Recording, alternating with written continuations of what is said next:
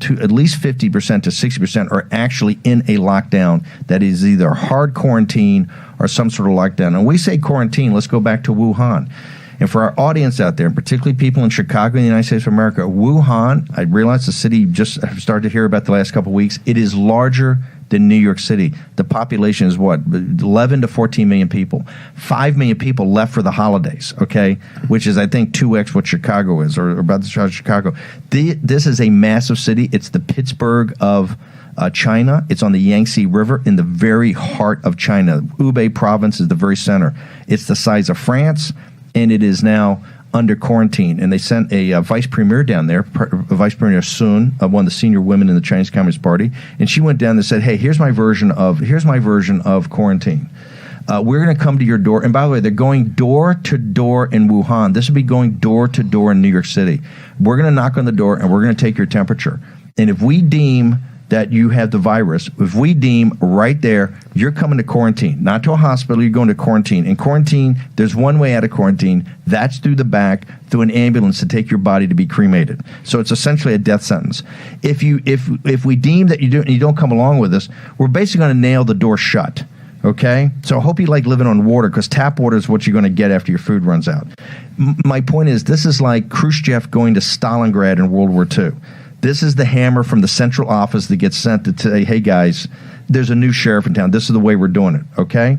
But you do notice, as Miles Guo has said consistently, you don't see anybody from the Central Committee, which are the 12 guys around, and you don't see you don't see Wang Xishan, you don't see them in Wuhan. And I asked Miles, why are Central Committee? He says, number one, they don't want to be tied to a failing effort because it's not going to get better. And number two, they don't want to die. Right, the head of the Wuhan, and I want to put this thing up, Jack, on the thing. Wuhan, the head medical guy, the senior medical officer for Wuhan Hospital in Wuhan, died of the virus. Another hero. These Chinese doctors, these Chinese heroes are unbelievable. Like Dr. Lee, they go in these he's the head guy. You think he would have the best hazmat suit.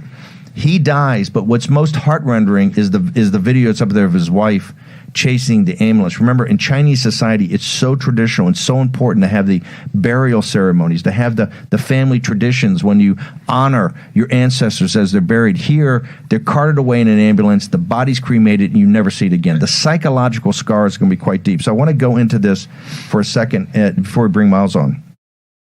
You wrote a couple of articles. You've been now the centerpiece of a firestorm, Bill Gertz, but it is in the Chinese Communist Party, the People's Daily, right, picked up on what Lancet magazine said when they had these guys throughout the world saying, "Hey, this is getting us off because it's most probable that it came as a natural mutation."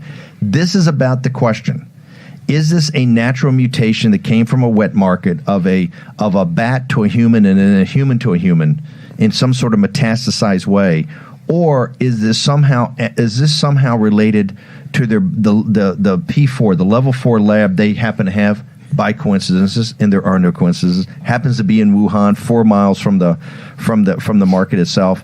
You wrote the first 2 articles. Cotton's on this, and now it's big enough that the Lancet magazine guys are now saying it didn't happen, and the Chinese People's Daily are saying, this is Bill Gertz, foreign devil, trying to stir up problems.